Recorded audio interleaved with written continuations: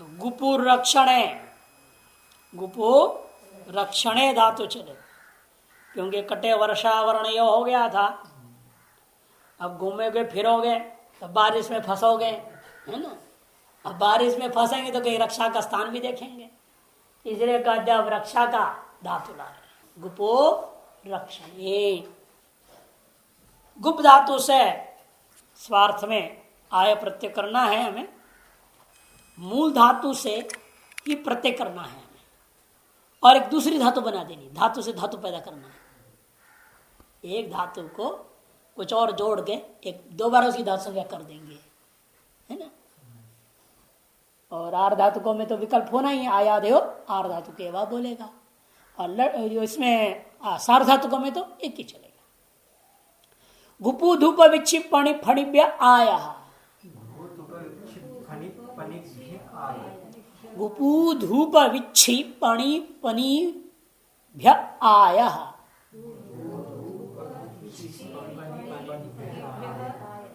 पणिभ्य पंचमी का बहुवचन, आया प्रथमा का एक वचन, दो प्रत्यय। एभ्य आय प्रत्यय स्यात् स्वार्थे, एभ्य ने जो धातु गिनाए गए हैं इन धातुओं से जो धातु का अर्थ पाणिनि ने निर्देश किया उसी अर्थ में, स्वार्थ में स्वस्य अर्थ स्वार्थ, अपना जो अर्थ है उसका उसी अर्थ में करना है, कोई नया अर्थ नहीं आएगा, अर्थ में कोई फेरबदल नहीं होगा, उसी अर्थ में आपने आय प्रत्यय कर देना है। गुप धातु है, गुप धातु से धातु इसकी भुआ 10 धातुसंज्ञा कर लो, धातुसंज्ञा करने के बाद धातु हो प्रत्यय परश्च, सूत्र के अधिकार से सहायता से लगा दूंगा इस सूत्र को, गुपु धूप विक्षिपणि पनिभ्य आय, गुप्त धातु से आय प्रत्यय हो गया, गुप्त धातु से आय प्रत्यय हो गया। जब गुप्त धातु से आय प्रत्यय हो गया, ये भी आय प्रत्यय से आप, लेकिन स्वार्थ में होगा, है ना, इसलिए प्रत्यय का कोई अलग अर्थ नहीं है। जो गुप्त धातु का अर्थ रक्षण है वही अर्थ प्रत्यय आय का भी रह गया, इसलिए दोनों मिलकर के भी वही अर्थ रह जाएगा, अर्थ में कोई अंतर नहीं पड़ेगा। गुप्त धातु रक्षार्थ में आ गया, धूप धातु है तप्त करना, गर्म कर देना, इसलिए हिंदी वाले में धूप बोलते हैं इसको, धूप गर्म, बहुत धूप है आज, बहुत गर्म है। धूप धातु होता है तप्त करना। विच्छी धातु है जानार्थ गमन, पण और पन ये दोनों धातु एक अर्थ में है, व्यवहार और स्तुति। पण व्यवहार स्तुतौ और पन व्यवहार स्तुतौ है, दोनों का अर्थ एक समान अर्थ है, व्यवहार और स्तुति, दो अर्थों में दो धातु है। विच्छी गमन अर्थ में, गमने गमन जाना आना।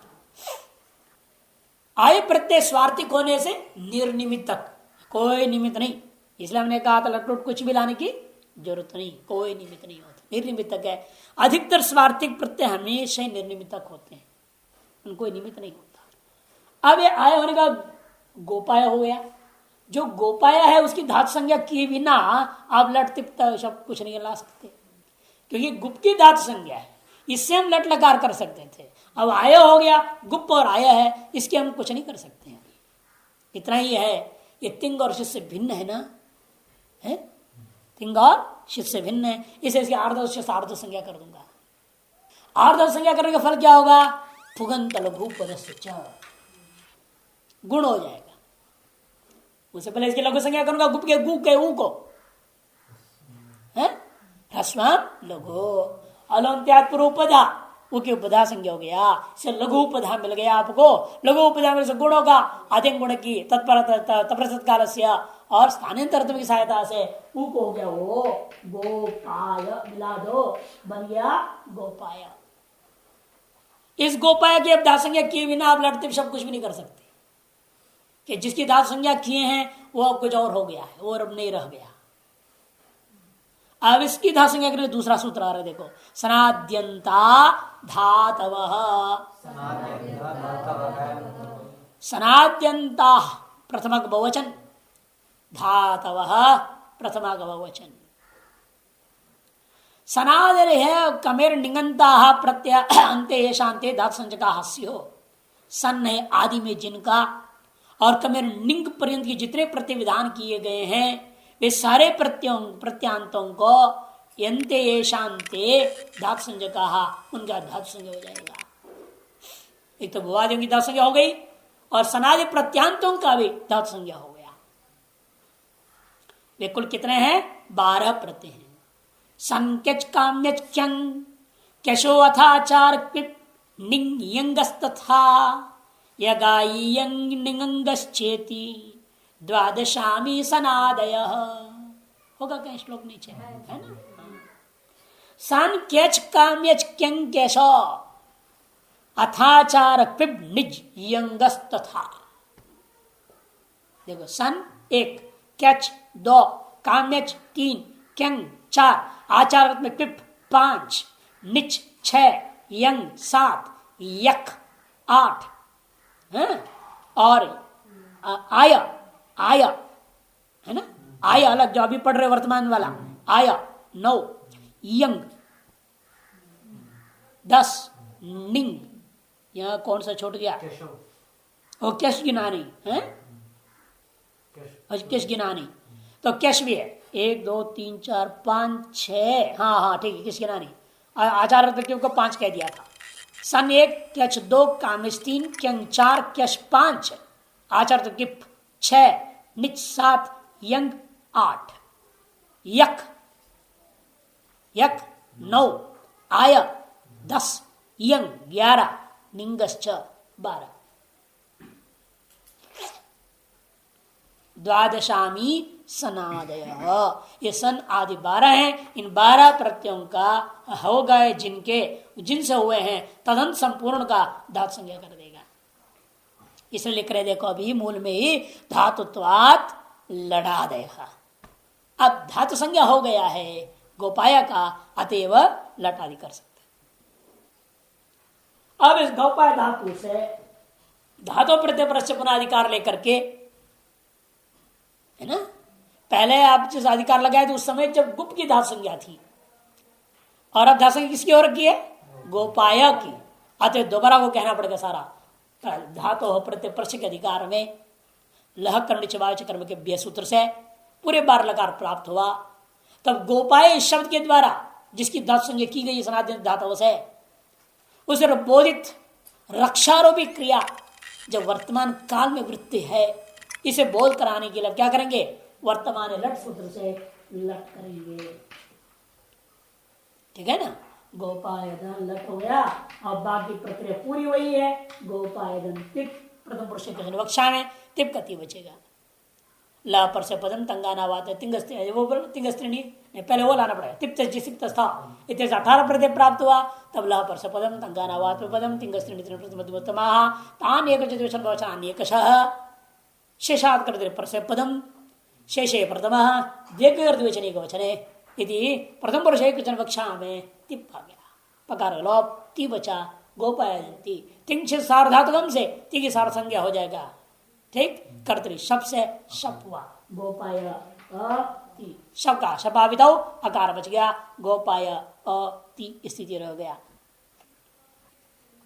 शब के आकार गुण के प्रत्यय हुए आय प्रत्यय के अंत्य आकार के साथ क्या हो जाएगा? अतो गुणी प्राप्त होता है। यहाँ पर आध गुण आकाश सब बांधते हुए अब क्या करेंगे?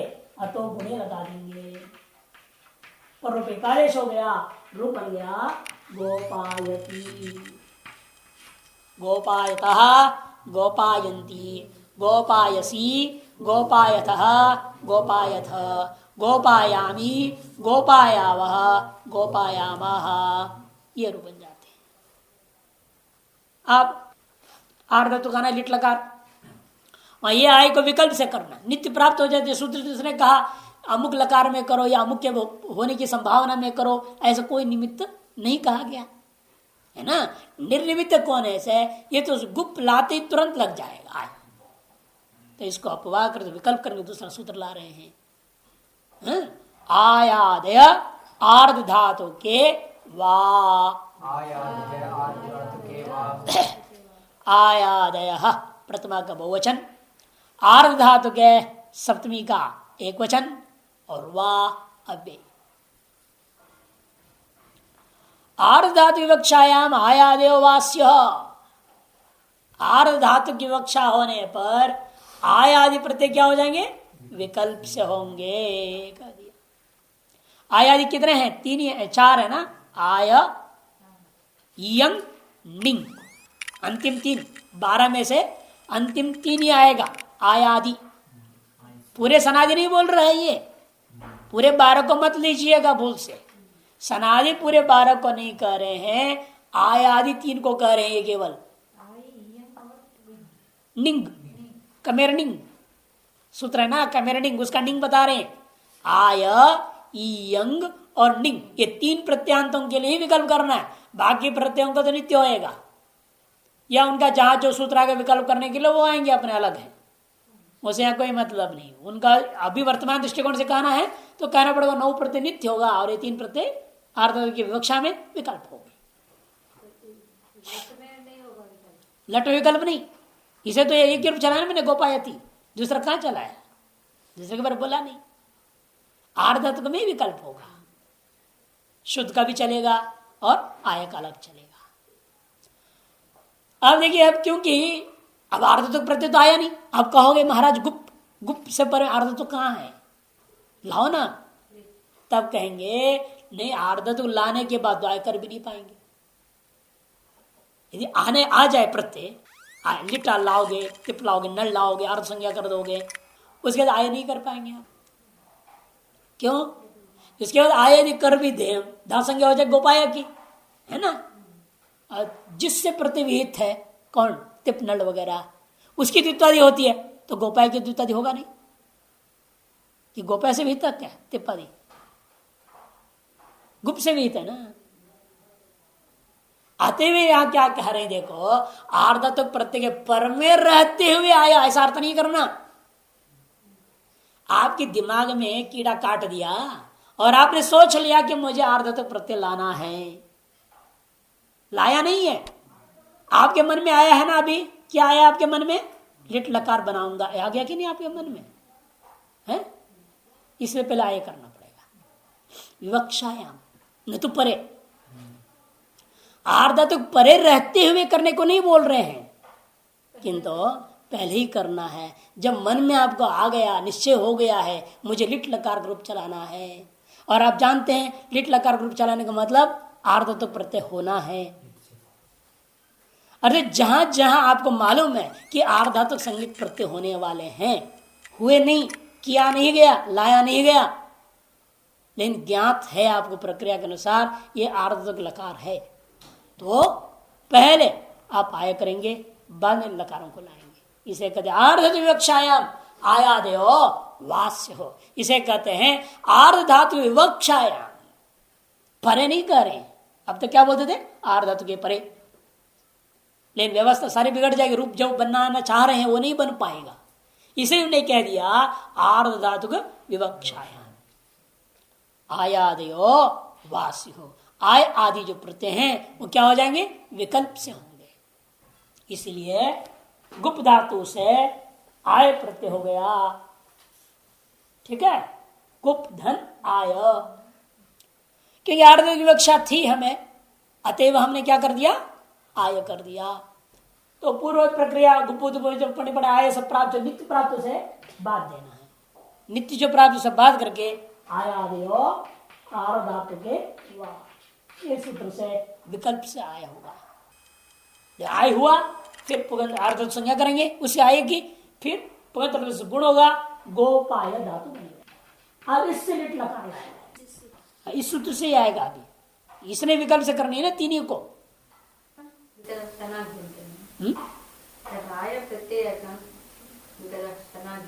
नो, सनाद्यंत धातव इज ओनली संज्ञा सूत्र, it does not bring anything. वो लाता कुछ नहीं, विधि सूत्र थोड़ी है। सनाद्यंता धातव तो संज्ञा सूत्र है, विधि सूत्र नहीं है। विधि तो सूत्र कौन है, गुपु धुप विच्छि पणि पणि ब्याय, वो विधि सूत्र था, वो आय प्रत्यय को लाया था, और वो क्या था, निर्निमित्तक था, अतः सर्वदा नित्य प्राप्त था। अब उसको सनिमित्तक अपने विधान कर दिया, पुनर्विधि हो गया ना, ये सनिमित्तक, क्या आर्ध विवक्षायाम निमित्त है। इस निमित्त में क्या हो जाएगा, आयादि प्रत्यय विकल्प से हो।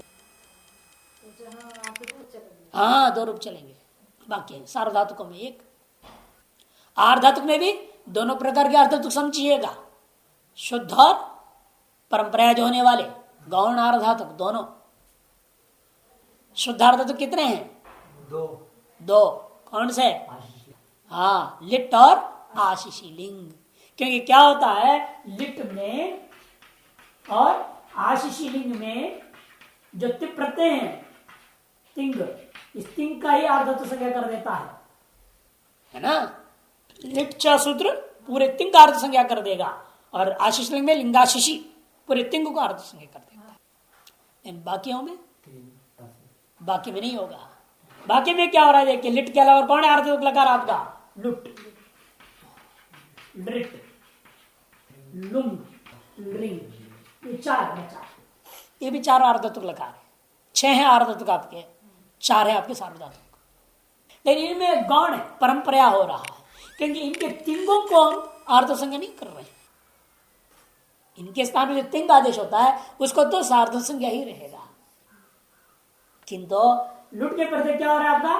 तास, लिट में स्या, लुंग में सिच और लिंग में स्या, इनकी आर्ध संज्ञा होती है, तिंग का नहीं होता। इसलिए लकार शुद्ध रूपेण आर्धातुक जो हो, शुद्ध रूप का मतलब क्या? तिंग को जहां आर्ध संज्ञा हो उसको शुद्ध आर्धातुक लकार कहा जाता है। जहां तिंग को नहीं हो, मुख्य प्रत्यय को नहीं हुआ, किंतु विकर्ण प्रत्यय को आर्ध संज्ञा हुई, उसमें से हम लकार को भी आर्धातुक कह दे रहे हैं। यदि लकार की आर्ध संज्ञा नहीं हो रहे, क्यों? लकार की आर्ध संज्ञा मतलब क्या? लकार के स्थान में होने वाले तिंग को आर्ध संज्ञा होना चाहिए।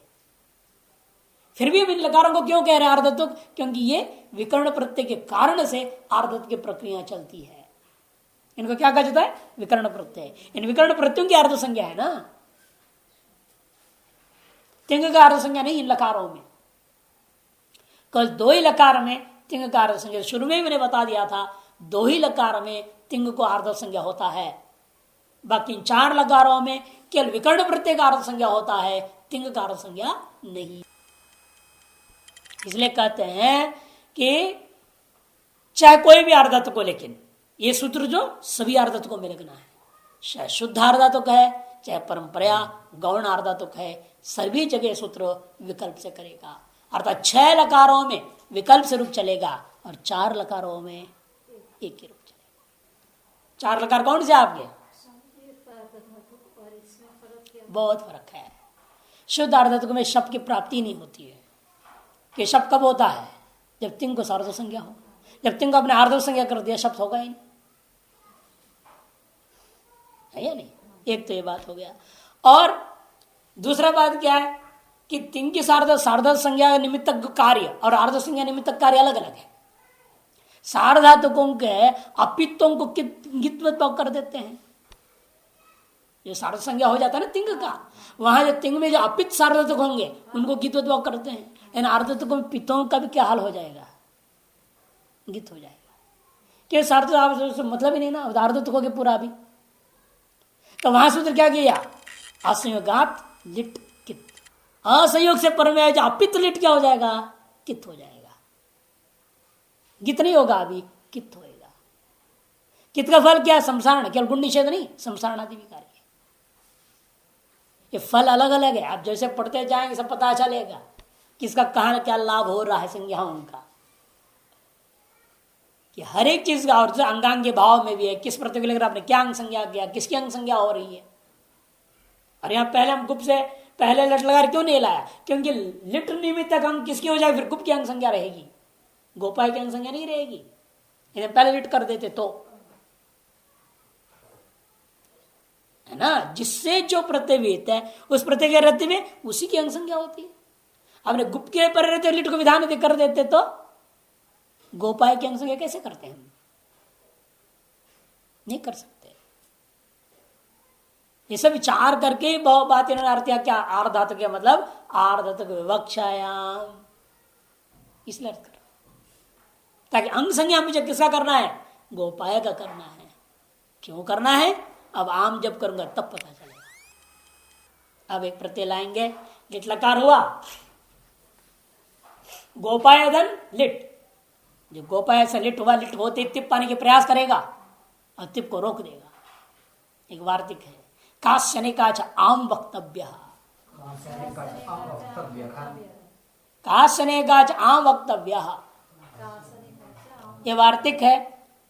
ये कहते हैं कास धातु और अनेकाच धातुओं से परे लिट हो तो धातु को क्या करना, आम प्रत्यय कर देना है। एक आया किया और एक अब आम भी करना है।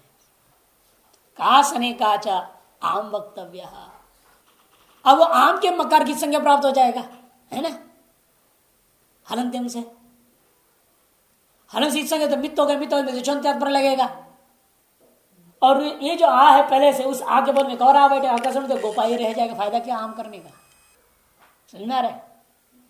यदि आम, इसने कहा ना आम प्रत्यय करो, यदि आम के मकार की संज्ञा करूंगा तो क्या हो जाएगा, वो मित्त हो जाएगा। मित्त होगा तो क्या होगा, मिर्चोन्त्यात पर लगेगा कि नहीं लगेगा, मिर्चोन्त्यात पर लगेगा तो कहाँ बैठेगा, वो आग के बगल में बैठेगा ना, तो आग के बगल में बैठेगा और आकर्षण दीर्घ कर दोगे आप तुरंत, तो क्या बचा, गोपाया पहले ही जैसे रह गया। फिर आम करने का फायदा क्या हुआ, क्यों कर रहे हैं आप, कहीं भी लाभ नहीं होगा, सर्वत्र यही हाल होगा उसको, कहीं भी लाभ नहीं होगा। इसलिए कहते दो बात है, इसी वार्तिक कार ने क्या कास में विधान कर दिया आम, है ना, कास में विधान कर दिया है आम।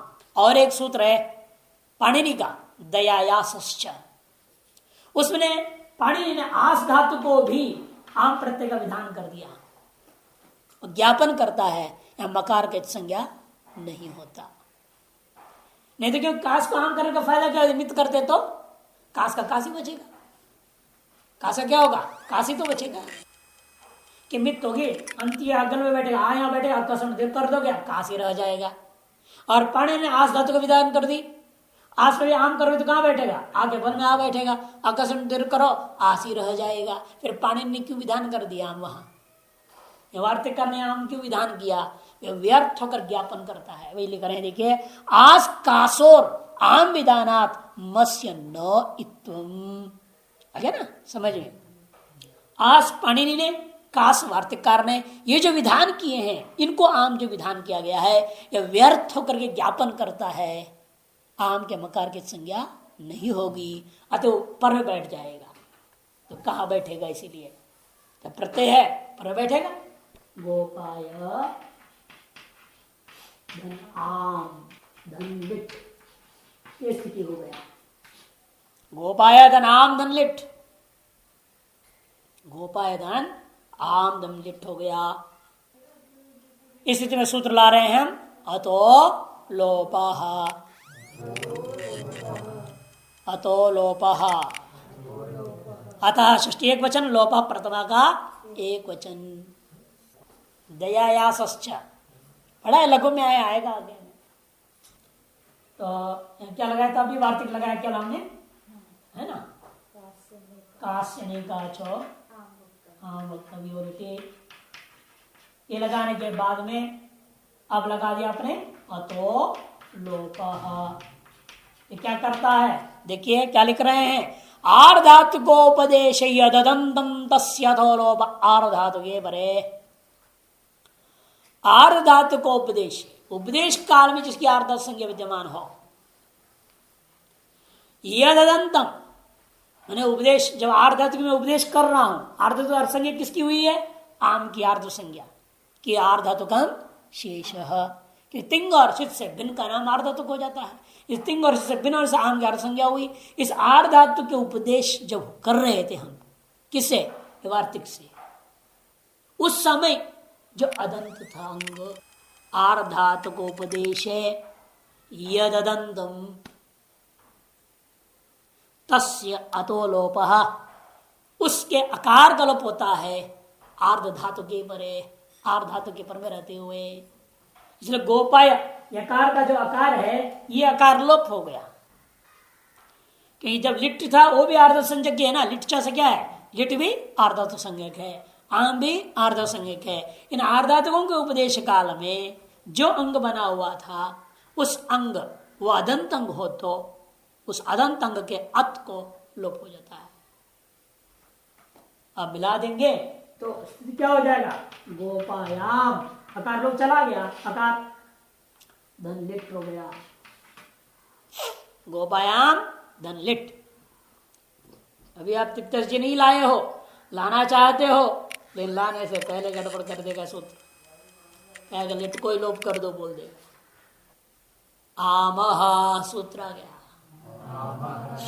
आमह पंचमी का एक वचन, आमह। आमह परस्य लुक स्यात्, आमह परस्य लुक स्यात्। आम से पर में जो कुछ भी है, कुछ भी हो, वो सबको स्वाहा कर दो, बोलते। आम से पर में जो भी है आपके पास, चाहे वह लिट है, कोई और लकार आया है, कुछ भी आया है, उसको लुक कर दो। और कुछ लोग तो कहने में लिट का ही होता है हमेशा, इसलिए आम पर से लेर लुक ऐसे लिख दिया। लेर लुक, लेर में लिट की ली का लुक कर दो, अर्थात लिट का लुक कर दो, ऐसे भी लिखा है वृत्ति। आम पर से लेर लुक स्यात्। कहां से लाओगे ले? ये तो कल्पना आदमी ने कर लिया, लिट लकार में आम होता है, और लिट्टी तो मिलेगा, और क्या मिलेगा पर में कभी, और कुछ तो मिलना नहीं है, इसलिए लेर लुक करने में कोई गलती नहीं है, ऐसे कह देते हैं, ये उचित नहीं। इसलिए ये समझो, आम से पर में जो भी है वो लुक हो गया, तो लिट क्या हो गया? इसलिए लुक हो गया। बचा क्या रूप आपका? गोपायाम बच गया। लिट आया और चला गया, न तिंग आया है, अभी तिंग भी नहीं आया, सुप भी नहीं आया, और पद कहां से बना? पद भी नहीं बना, इसलिए बेचारा बीच में लटक गया है। बिल्कुल त्रिशंकु का हाल है अभी इसका, न इधर का न उधर का, बाबा जी फंसा है। तो हम क्या करेंगे? अरे भाई, धातों के अधिकार में अपने विधान किया है ना आम को, धातों के अधिकार में अपने आम को विधान किया, और आम क्या है? तिंग से भिन्न है। ऐसे कृत तिंग से उसको कृत संज्ञा कर दो आम का।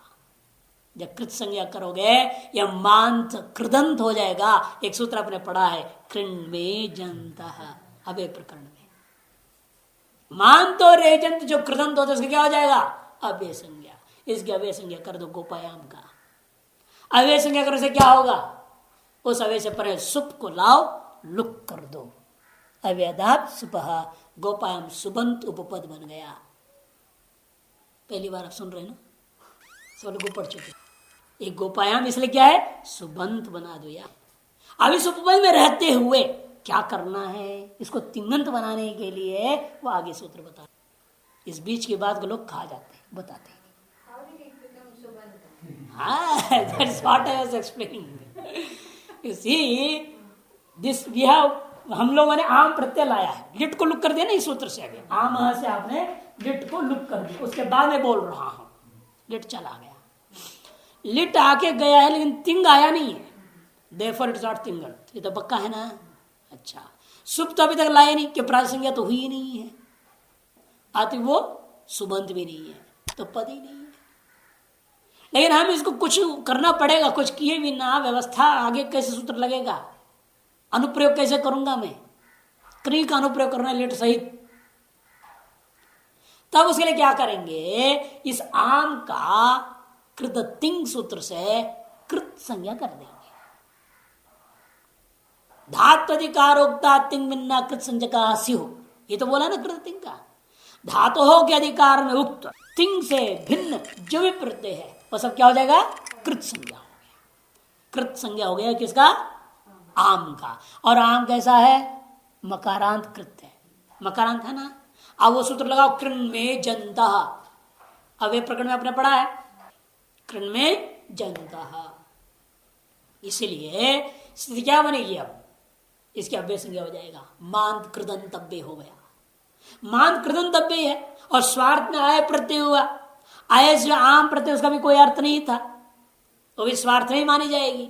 इसलिए गोपायाम रक्षा अर्थक एक शब्द स्वरूप हो गया। रक्षा अर्थ वाला शब्द स्वरूप है ये, इसलिए अर्थ धातु प्रातिपदिकम से प्रातिपदिक संज्ञा हो जाएगा। अर्थवान शब्द स्वरूप है, प्रातिपदिक संज्ञा हुई, सुप पाया, और अव्यय संज्ञा ना मानतव्य हो उनसे, अव्यय संज्ञा होने से सुप को लुक हो गया। गोपायाम यह सुबंध अव्यय हो गया, जिसका अर्थ है रक्षा। हाँ, इसलिए तो करना पड़े इतना खिचड़ी बीच में, ये नहीं करेंगे तो अगला सूत्र लग करके आप अनुप्रयोग नहीं कर सकते। अब अगला सूत्र देखिए, क्रीचानुप्रयुज्यते लिटि, क्रीचानुप्रयुज्यते लिटि, क्री च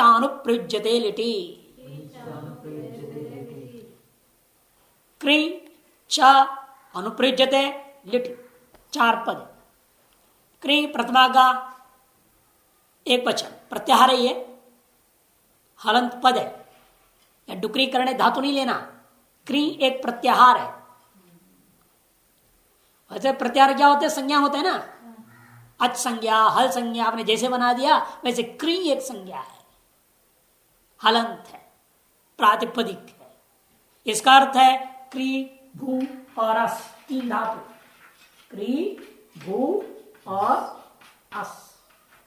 और आगे 2 बार और क्री धातु आ जाता है सूत्रों में। 8 सूत्र कुल मिला के, ये कुल मिला के 8 सूत्रों में है। और क्री से शुरू करो, यहां तक ले लो, एक प्रत्याहार बन जाएगा सूत्रों में।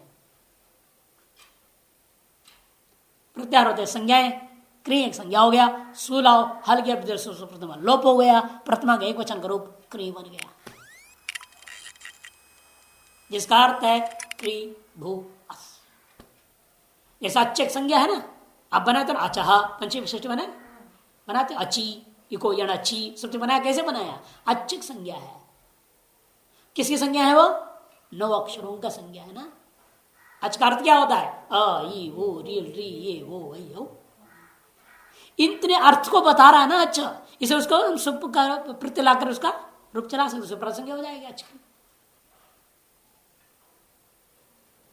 सुप चलेगा। उसे क्री भी क्या हो गया? एक संज्ञा हो गया, क्योंकि एक प्रत्याहार है, सूत्रस्थ प्रत्याहार है। पाणिनि का सूत्रों में यहां से क्री, जहां एक सूत्र में क्री शब्द आया वहां से शुरू करूंगा, और आगे दूसरे सूत्र में यहां आ गया उसे जोड़ दूंगा और एक प्रत्याहार बना लूंगा। उस प्रत्याहार में 3 चीज आ गए, क्री भू अस। क्री च, च अव्यय है, च क्या हो गया? अव्यय हो गया।